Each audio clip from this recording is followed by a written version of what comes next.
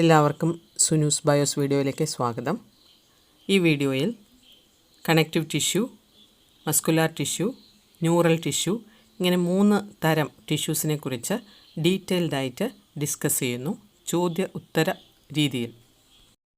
ആദ്യം നമുക്ക് connective tissue അല്ലെങ്കിൽ യോജക കലയെക്കുറിച്ചാകാം പഠനം. യോജക കലയുടെ പ്രത്യേകതകൾ എന്തെല്ലാം? What are the peculiarities and functions of connective tissue? യോജക കല ശരീരത്തിലെ വിവിധ കലകളെയും വിവിധ അവയവങ്ങളെയും തമ്മിൽ ബന്ധിപ്പിക്കുന്നു. യോജക കലകളുടെ കോശങ്ങൾ കൊലാജൻ, ഇലാസ്റ്റിൻ, പ്രോട്ടീൻ നാരുകൾ ഉൽപ്പാദിപ്പിക്കുന്നു. ഈ നാരുകൾ കലകൾക്ക് ബലം, വഴക്കം, ഇലാസ്തികത എന്നിവ നൽകുന്നു. യോജക കലയിലെ കോശങ്ങൾ ഉൽപ്പാദിപ്പിക്കുന്ന പോളിസാക്രൈഡുകൾ കോശങ്ങൾക്കും നാരുകൾക്കും ഇടയിൽ അടിഞ്ഞുകൂടി യോജക കലയുടെ മൂലപദാർത്ഥം അല്ലെങ്കിൽ ഗ്രൗണ്ട് മാട്രിക്സ് ആയി മാറുന്നു. ഒരിക്കൽ കൂടി നോക്കാം. Connective tissue joins, supports and holds other tissues together. It secretes structural proteins, collagen and elastin and forms a structural framework for many organs. Connective tissue plays a role in body defense, tissue repair, fat storage and transmission of materials to other tissues. Name the structural proteins present in connective tissue. Answer is collagen and elastin. Next simple question, what are the 3 components of connective tissue? Cells, fibers and matrix. What are the 3 types of connective tissue? യോജക കലകൾ ഏതെല്ലാം? There are 3 types of connective tissue. First one, loose connective tissue, അയഞ്ഞ യോജക കല. Second one, dense connective tissue, നിബിഡ യോജക കല. Third one, specialized connective tissue, സവിശേഷ യോജക കല. Connective ടിഷ്യൂവിനെ എങ്ങനെയാണ് classify ചെയ്തിരിക്കുന്നത് എന്നത് ഈ ചിത്രീകരണത്തിലൂടെ മനസ്സിലാക്കാവുന്നതാണ്. ഇത് നന്നായി പഠിച്ച് ഇതുപോലെ തന്നെ ക്വസ്റ്റ്യൻ പേപ്പറിൽ വരും, അത് ആൻസർ ചെയ്യാൻ റെഡിയാകുക. Connective tissue is divided into 3: loose connective tissue, dense connective tissue and specialized connective tissue. ഇത് തന്നെ വീണ്ടും ക്ലാസിഫൈ ചെയ്യുന്നു. അതായത് loose connective tissue is divided into 2: areolar connective tissue and adipose tissue. ഇതുപോലെ dense connective tissue is divided into 2 types: regular connective tissue and irregular connective tissue. Regular connective tissue is classified into 2: tendon and ligament.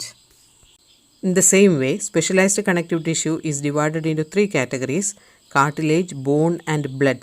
ഇത് എല്ലാവരും നന്നായി പഠിച്ചു വയ്ക്കുമല്ലോ. ഇനി നമുക്ക് പഠിക്കാനുള്ളത് loose connective ടിഷ്യൂവിനെ കുറിച്ചാണ്. What is the peculiarity of loose connective tissue? Loose connective tissue has cells and fibers loosely arranged in a semi-fluid ground substance. Loose connective tissue എന്ന് പറഞ്ഞാൽ അയഞ്ഞ യോജകകലയാണ്. ഇവയിൽ കോശങ്ങളും നാരുകളും അർദ്ധ ദ്രവാവസ്ഥയിലുള്ള മൂലപദാർത്ഥത്തിൽ അയഞ്ഞ രീതിയിൽ ക്രമീകരിച്ചിരിക്കുന്നു. ഉദാഹരണം, ത്വക്കിനടിയിലെ ഏരിയോളാർ യോജകകല അല്ലെങ്കിൽ പേടക യോജകകല. What are the 2 types of loose connective tissue? There are 2 types of loose connective tissue. First one, areolar tissue. Second one, adipose tissue.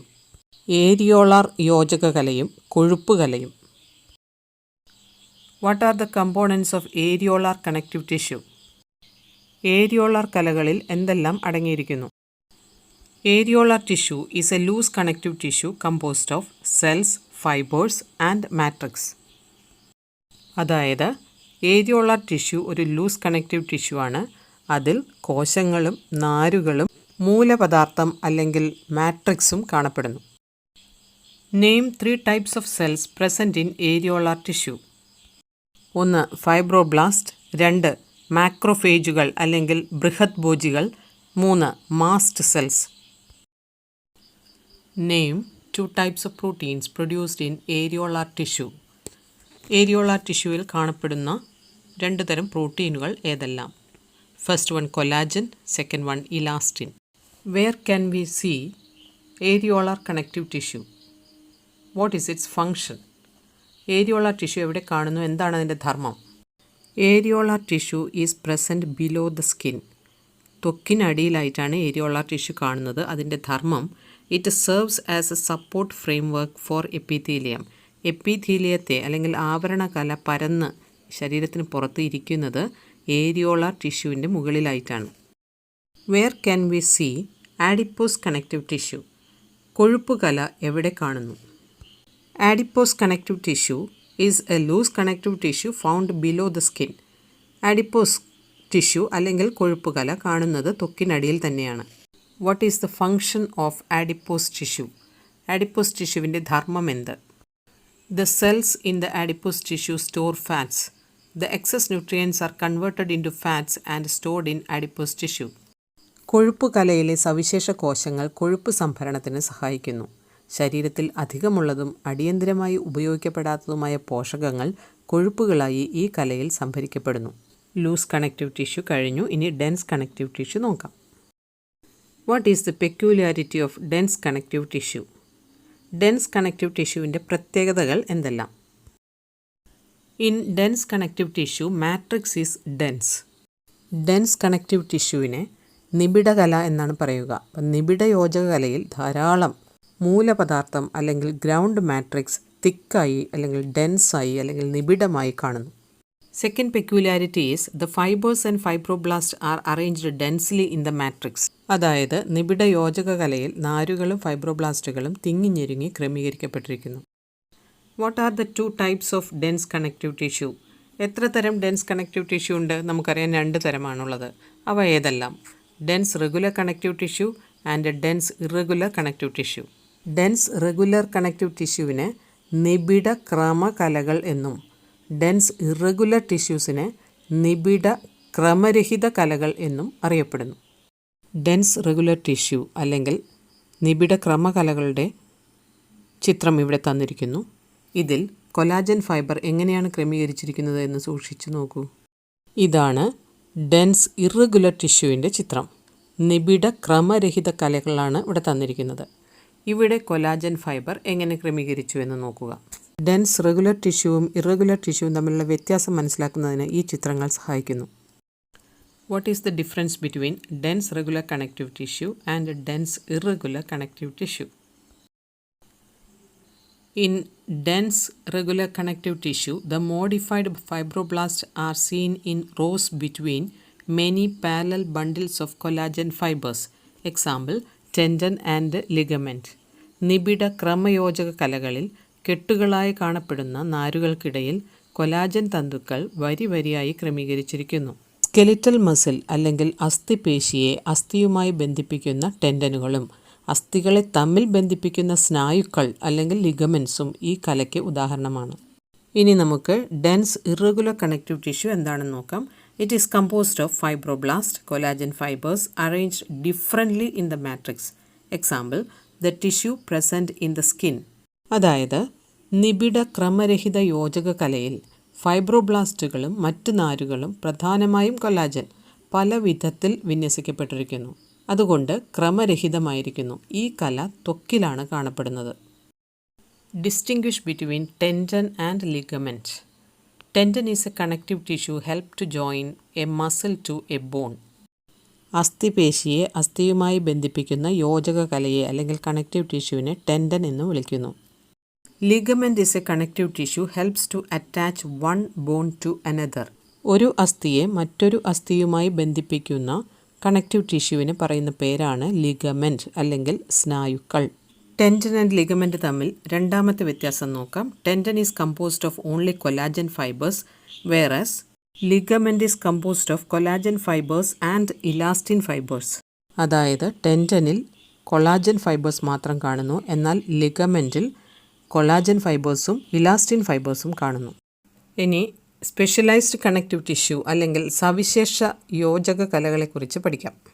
What is the peculiarity of specialised connective tissue?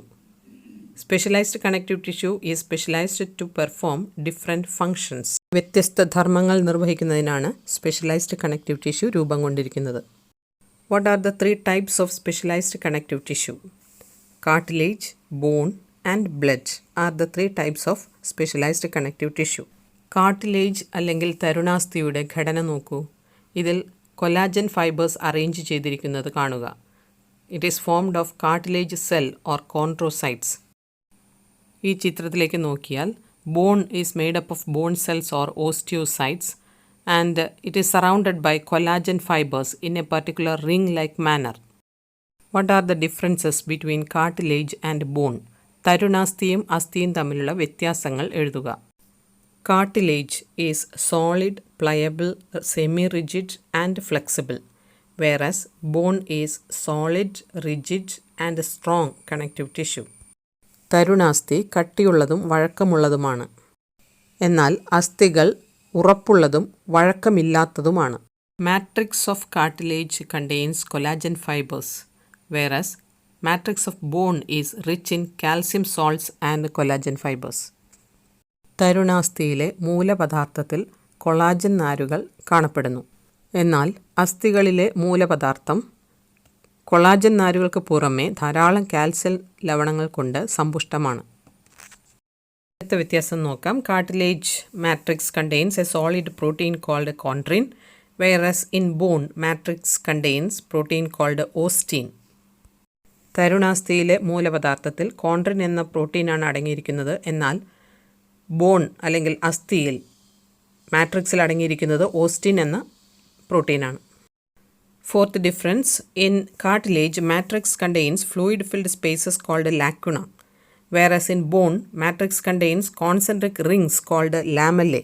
തരുണാസ്ഥിയിൽ മാട്രിക്സിനുള്ളിൽ ചെറിയ അറകൾ കാണപ്പെടുന്നു, ഇതിനെ ലാക്യുണ എന്നറിയപ്പെടുന്നു, എന്നാൽ അസ്ഥികളിൽ ലാമെല്ലെ എന്നറിയപ്പെടുന്ന concentric rings വളയങ്ങൾ കാണപ്പെടുന്നു. Last difference, in cartilage lacuna contains 2 or 3 chondrocytes or cartilage cells. In bone, lamella contains concentric rings of bone cells called osteocytes. തരുണാസ്ഥി കോശങ്ങളെ chondrocytes എന്നും അസ്ഥി കോശങ്ങളെ ഓസ്റ്റിയോസൈറ്റ്സ് എന്നും പറയുന്നു. ലാക്യുണയിൽ 2-3 കോൺട്രോസൈറ്റ്സിനെ കാണപ്പെടുന്നു, എന്നാൽ ബോൺ സെൽസിൽ ഓസ്റ്റിയോസൈറ്റ്സ് മാത്രമേ കാണുന്നുള്ളൂ. Where can we see in cartilage? Tip of the nose, outer ear, joints between adjacent bones of vertebral column, limbs and hands in adults. ഇവിടെയെല്ലാം തരുണാസ്ഥി കാണപ്പെടുന്നു. Where can be seen bone? In the skeletal system and limb bones. What are the functions of bones?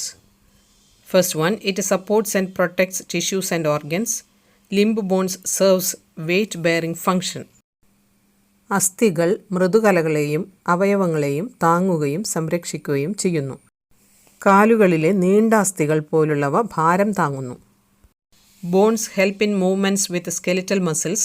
Bone marrow is the site of production of RBC or blood cells, structural framework or endoskeleton to the body. അസ്ഥികൾ അസ്ഥിപേശികളുമായി ചേർന്ന് ചലനം സാധ്യമാക്കുന്നു. ചില അസ്ഥികളുടെ മജ്ജ അല്ലെങ്കിൽ bone marrow രക്തകോശങ്ങളുടെ നിർമ്മാണ കേന്ദ്രമായി പ്രവർത്തിക്കുന്നു. അസ്ഥികൾ ശരീരത്തിന് ഘടനാപരമായ ചട്ടക്കൂട് പ്രദാനം ചെയ്യുന്നു. ഇതാണ് അസ്ഥികളുടെ ഏറ്റവും പ്രധാനപ്പെട്ട ധർമ്മം. Name a fluid connective tissue. Blood. Write its components. Blood consists of plasma, red blood cells RBC, white blood cells WBC and blood platelets. ദ്രാവക രൂപത്തിലുള്ള യോജക കലയാണ് രക്തം. രക്തത്തിൽ പ്ലാസ്മ, അരുണരക്താണുക്കൾ, ശ്വേതരക്താണുക്കൾ, പ്ലേറ്റ്ലെറ്റുകൾ എന്നിവ അടങ്ങിയിരിക്കുന്നു. Write the functions of blood. Blood helps to transport various substances like nutrients and respiratory gases, oxygen and carbon dioxide. വിവിധ പദാർത്ഥങ്ങളായ പോഷകവസ്തുക്കളുടെയും carbon dye oxide, oxygen എന്നീ വാതകങ്ങളുടെയും സംവഹനത്തിന് സഹായിക്കുന്ന പ്രധാന പര്യന ദ്രവമാണ് രക്തം. അടുത്തത് മസിൽ ടിഷ്യൂവിനെ കുറിച്ച് പഠിക്കാം. What is muscle tissue? പേശീകല എന്നാൽ എന്ത്? The tissue concerned with the movement of body parts and locomotion of animals is called muscle tissue. ശരീരം ചലിപ്പിക്കുന്നതിനും ശരീരത്തിൻ്റെ വിവിധ ഭാഗങ്ങൾ യഥാസ്ഥാനത്ത് നിലനിർത്തുന്നതിനും പേശികൾ സഹായിക്കുന്നു. What are the peculiarities of muscle tissue? പേശികലകളുടെ പ്രത്യേകതകൾ എന്തെല്ലാം? Cells of muscle tissue can contract and again return to the relaxed state. ഉദ്ദീപിക്കപ്പെടുമ്പോൾ പേശീതന്തുക്കൾ അല്ലെങ്കിൽ മയോഫൈബ്രിലുകൾ ചുരുങ്ങുകയും പിന്നീട് വിശ്രമാവസ്ഥയിലേക്ക് മടങ്ങി വരികയും ചെയ്യുന്നു എന്നുള്ളതാണ് പ്രത്യേകത. ഇതൊരു ഏകോപിത പ്രവർത്തനമാണ്. What are the functions of muscles?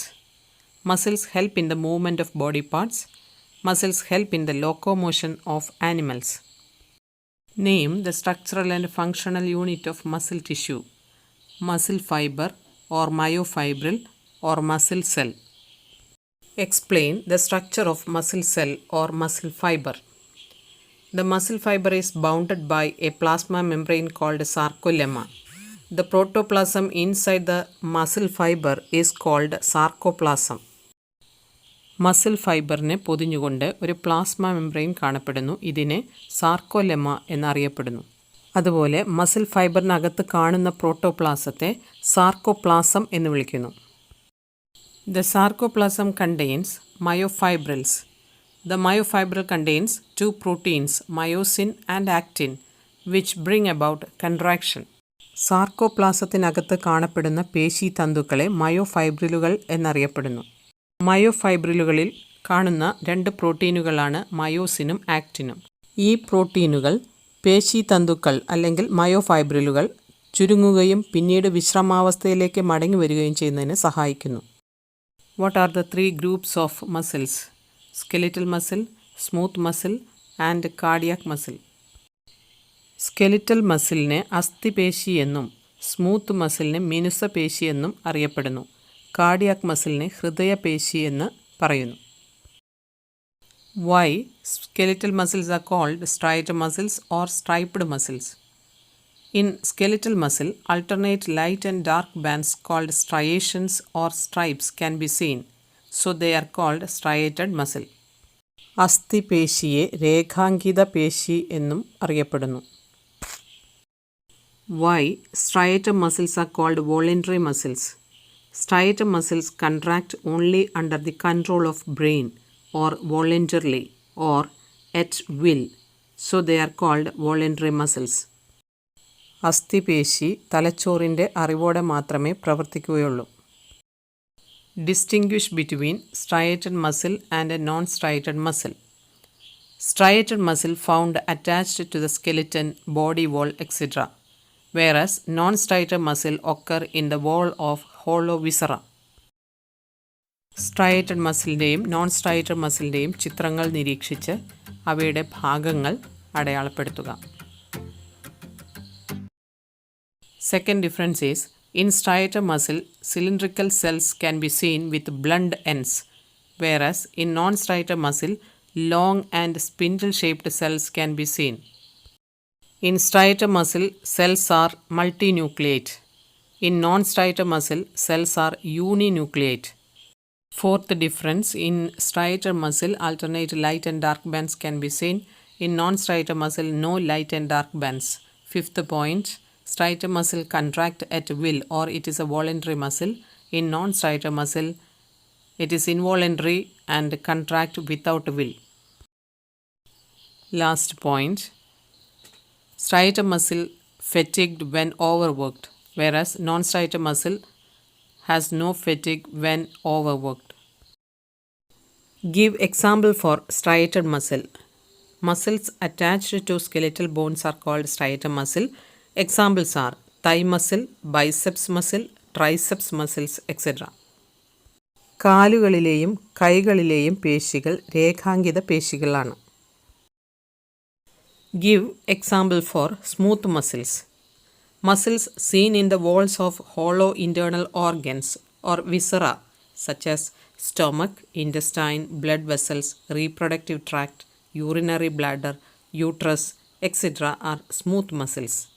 അന്തരാവയവങ്ങളായ ആമാശയം, കുടൽ, രക്തക്കുഴലുകൾ, പ്രത്യുൽപാദന നളികകൾ, മൂത്രസഞ്ചി, ഗർഭാശയം എന്നിവയുടെ ഉൾവശം സ്മൂത്ത് മസിൽ കൊണ്ടാണ് ഉണ്ടാക്കിയിരിക്കുന്നത്.